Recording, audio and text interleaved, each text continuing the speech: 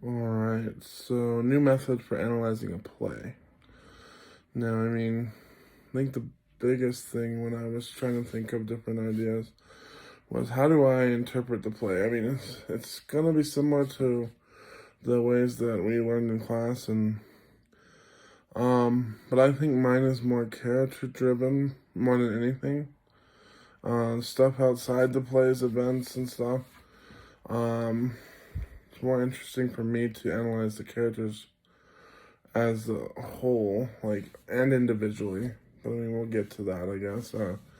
Want to make sure that the method makes sense and, how it would be applicable in our plays. So I'm thinking Dollhouse is the one I remember the most. And there's a lot of different choices. We could have just, the central character, the wife, or the husband. It's definitely about him too.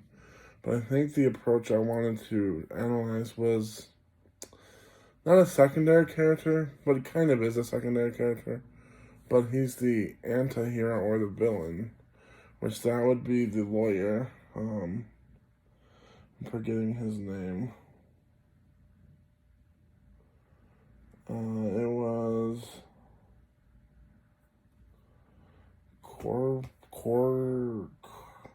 sorry. One second.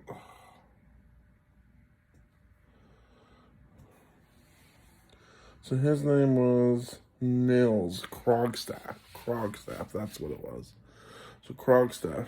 Now, he is by every account kind of scheming. He comes to them, he's blackmailing them, he's using it for his own gain. He's definitely not doing it just because he should or because the law dictates that he does it. He's using it for his own gain. So the way I think we'd want to start analyzing him is identity. Who is he? Who is he?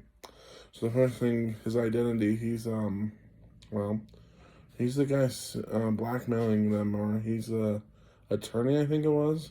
It's attorney or lawyer. He's someone that has been sent supposedly because they committed a law, or they committed fraud, or they made a mistake of law. And so first, understanding who they are and integral with the play or the other characters, I think that's a good first step.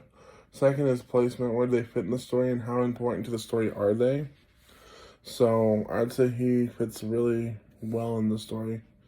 Without him, there isn't much of a story, I guess.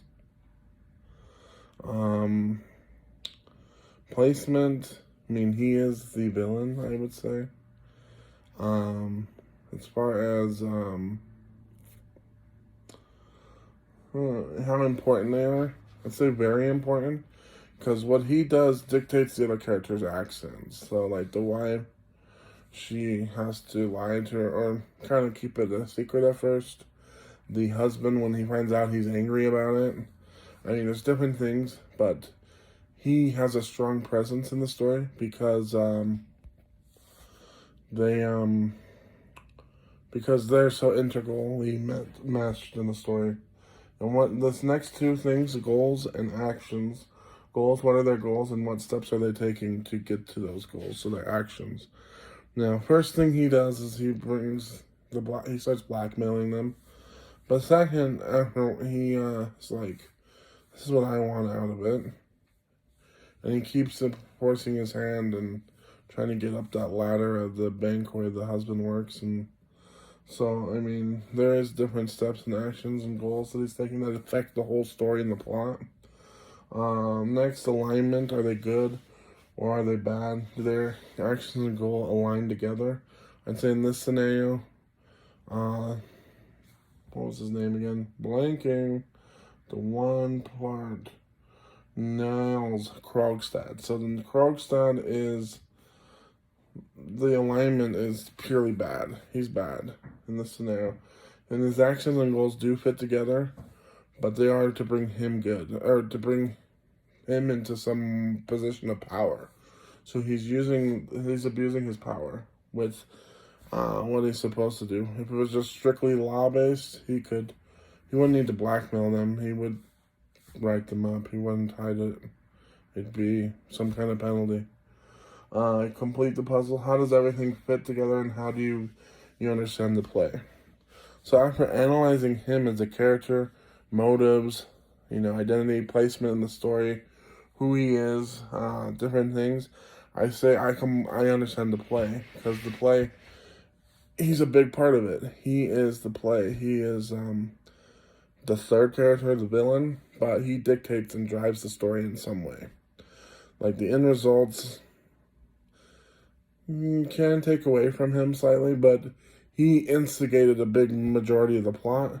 By understanding him, you understand the play. And I really think this is a good new method.